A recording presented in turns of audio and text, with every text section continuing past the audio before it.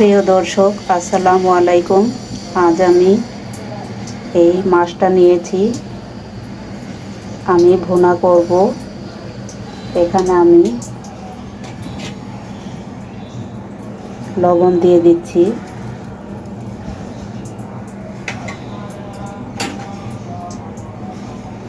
দিয়ে দিচ্ছি হলুদ গুঁড়া। এটাকে আমি মেখে নিব।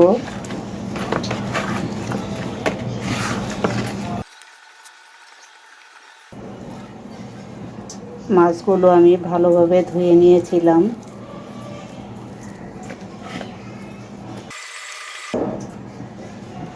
দেখুন, এখানে আমি একটি কড়াই বসিয়ে দিয়েছি। এখন আমি মাছটাকে ভেজে নিব। কড়াইতে তেলটাও দিয়ে দিয়েছিলাম।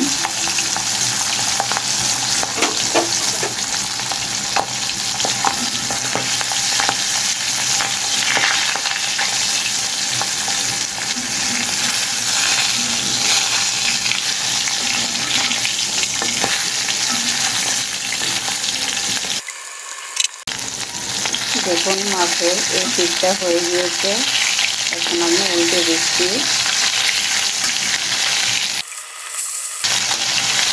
ঠিক এভাবে লাল লাল করে সবগুলো মাছ আমি ভেজে নিচ্ছি। দেখুন, চুলায় আমি একটি পাতিল বসিয়ে দিয়েছি। এখন আমি এখানে তেলটা দিয়ে দিচ্ছি।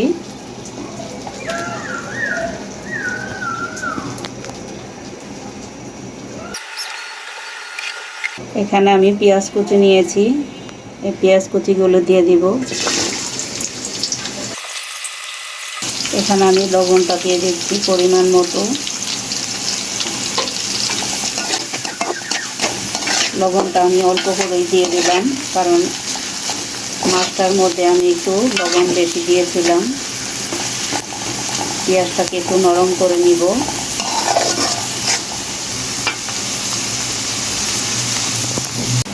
দেখুন, এখানে আমি টমেটোটা দিয়ে দিচ্ছি, কাঁচামরিচ তুলিও দিয়ে দিচ্ছি।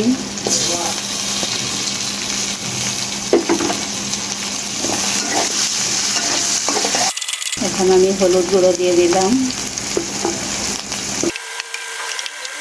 এখানে আমি মরিচ গুঁড়ো দিয়ে দিব অল্প করে, কারণ আমি অনেকগুলো কাঁচামরিচ দিয়েছি।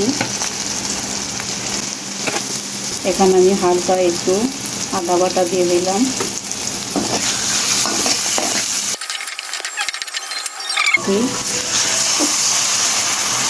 মশলাটাকে কষিয়ে নিব।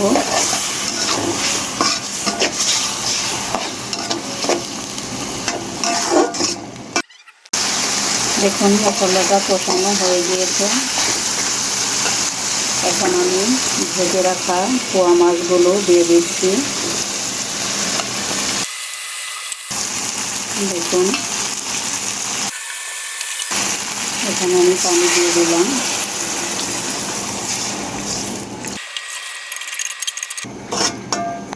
এখন আমি ঢাকনাটা লাগিয়ে দেব।